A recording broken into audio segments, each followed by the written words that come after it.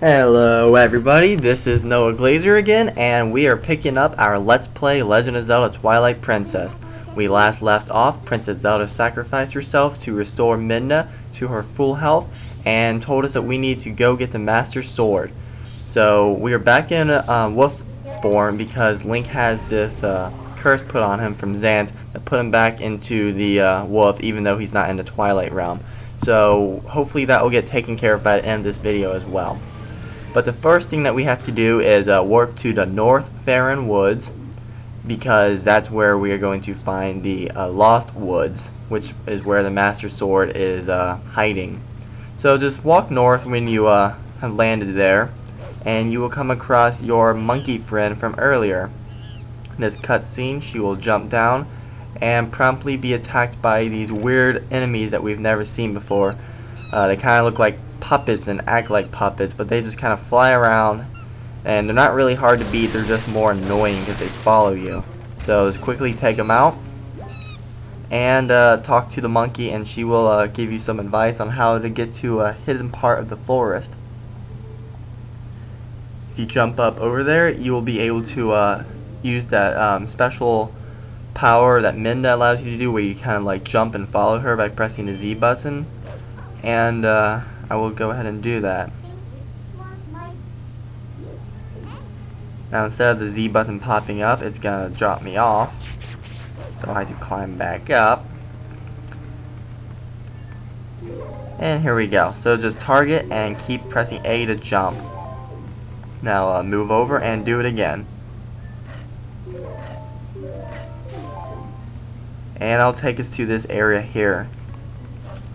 With this, you just need to wait for the wind to blow. I'm going to quickly take out these keys, but once the wind blows, the bridges will change position. Just go ahead and run over to the second bridge, and we'll need to wait for the wind to blow again to cause it to turn back to the platform right ahead of us now, to the left of the bridge. So jump over there, and now you need to avoid these swinging things while crossing a tightrope. So I'm just going to go ahead and go, and I'll go again. Pretty flawless, not that hard. There's a Howling Stone here. We can learn a new song. I'm going to skip that for now because I want to do a video with all of that later on for you guys. But just go ahead through this entrance, and you guys will be in the woods now. There will be another Howling Stone right to our right once this cutscene is over. This is the Sacred Grove, for all of you that don't know that. So head to your right once this is over. Here you go. And there's another Howling Stone. This one you will need to do, so I will go ahead and do that. And this is pretty much the Zelda's Lullaby song from Ocarina of Time, if you don't recognize it. It's considered the royal family's song, and we'll be using that a couple of times here in the next couple of minutes. After a brief singing sequence, we will be able to move, and you will see that Skull Kid appears. If you don't remember, Skull Kid was in Ocarina of Time and Majora's Mask. In Ocarina of Time, he just kind of played a role of a trickster that kind of ran around the forest. And Majora's Mask, he was the primary antagonist who stole pretty much everything, turned you into a Deku Scrub. He had stolen the Majora's Mask, which turned him into an evil imp and everything. This is not the same Skull Kid, but looks pretty similar. So up here, and when he blows his horn, these puppet guys appear and start following you. The thing is, they never stop spawning, so even if you kill them like so, they will spawn again and keep attacking. So I just advise running past that. Now this area can be tricky, as the paths are very confusing at times, and you can get lost, and it takes you back into random rooms if you don't know where you're going. But I'm going to take the direct path. I'm going to take these guys out since they don't want to let me climb up there. And I'll take you guys through the direct path, and you just need to find Skull Kid and smack him like I just did. Once you do so, he will fly away and open a new path for you to go. So again, just follow my path, and you will be able to get through the Sacred Grove with no problem whatsoever. I'm just going to run through this cave entrance here, which will take me down into a waterfall-like area, a bunch of little mini waterfalls. And just go through the path to the left. Right if you're on the Wii version. And once you're here, climb up these, no, don't climb up that, go up there. You'll climb up that later. Swim through the waterfall entrance again. And then climb up, and Skull Kid will be up there. One more step, and there he is.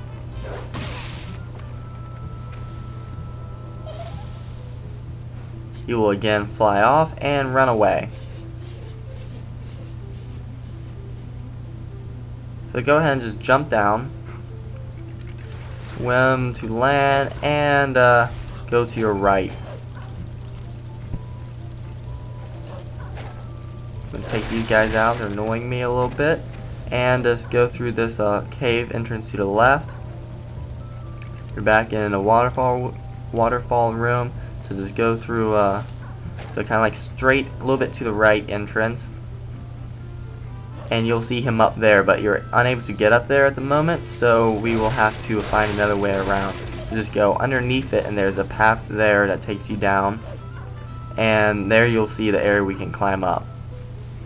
So just work your way up. And go back through, and you'll find Skull Kid waiting for you. So smack him once more.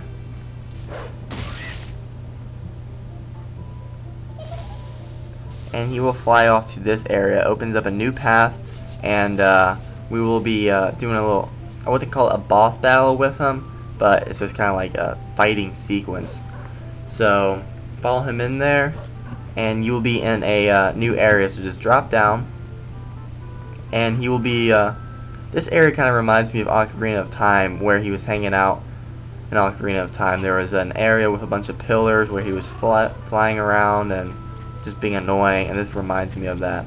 So, the way to beat him is to wait for him to be exposed. He will call out these puppet enemies, and you have to take them out. This time you do have to take them out. And when you kill the enemies, he will be vulnerable. Notice there that I jumped at him and he flew away. If you don't kill them, then you won't be able to hit him, because you have to wait for him to blow the horn. You can't just jump at him like I'm doing there. You have to wait for him to start blowing the horn, and he's distracted, and that's when you can jump and hit him, like right there. Then he'll fly away, call him out again, just defeat him again, and just kind of repeat. Just gonna take out these puppet enemies, go find him. You gotta wait for him to call. I'm a little bit impatient. I'm very impatient.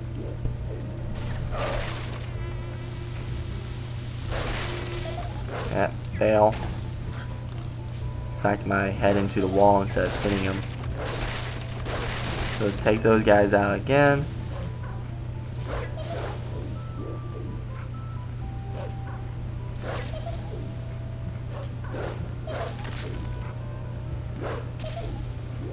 I'm just chasing this guy around. Now wait. And now he starts calling, so that's when you can jump up and hit him. So he'll fly around a bunch of different times. Probably have maybe 2 more hits on him, and then he should be dead.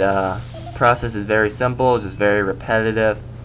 Timing's a little bit key here. You gotta make sure you wait for him to start calling the horn, otherwise you're just going to jump through him like I've shown a handful of times, if not more. So keep taking out the puppet enemies, waiting for him to start. There he goes. I'll smack him, and that is it. So it just takes a couple of times. He will laugh at you and say bye, and he'll be gone, and open up a new doorway there. So just go through it, and you will find yourself in a new area. Now this is home of one of the most annoying puzzles in any Zelda game I've ever witnessed.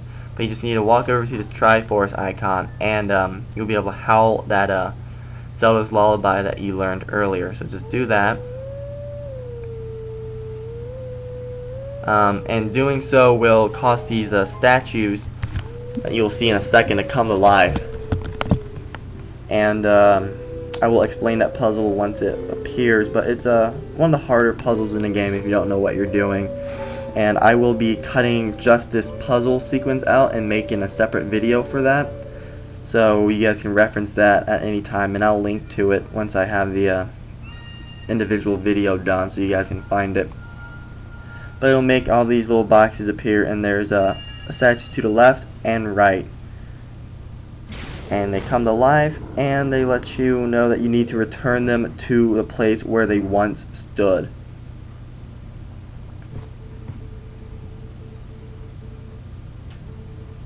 Alright, as you can see, there's two spots, left and right. So first, the way this works is they mimic your moves.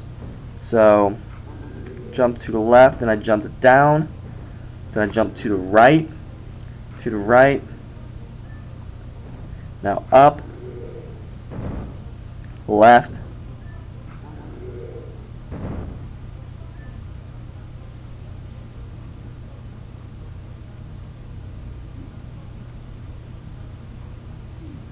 and go up.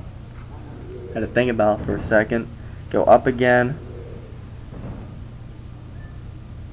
left, down, down, right, and up, and that will get them back. The way it works is one of them is facing the opposite direction of you, and one's facing the same direction as you. So if you jump up, one moves down, and it's just kind of opposite, and you gotta work them around the boxes to get them back on their original location. So I will make a separate video just for this area, and I'll probably just use the same audio, but I will make it a separate video so it's easier to find. And once you do so, that'll open up the path to the Master Sword, so you can just go up to it, and when you check it out, you'll see the sword begins to shine, and it will fling mid in the back.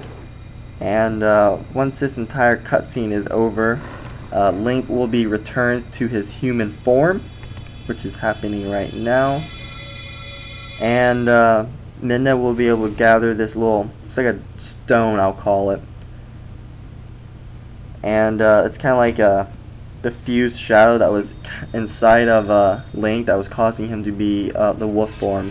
Xanth put that in Link, which put him into that form, but now we are able to change into wolf form whenever we like, as Midna will explain here briefly. If you talk to her, you can change into the wolf form, and talk to her again, you can go back to Link. Just by, if Link touches that stone, he turns into the wolf. So that's how that entire thing works. So you can just watch the rest of this cutscene, and thank you for watching. If you guys liked this video, please check out our other stuff. Give us a subscription maybe, and if you'd like to become part of our community, you can check us out at legendzelda.net/forums. So thank you very much for watching, and until next time, have a good one.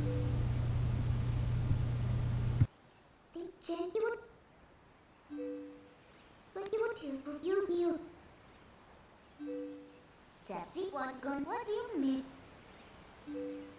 Gun you need was failure. And that stupid those. What do you bring to your mind? Have that to your fist and with doing this. What are you?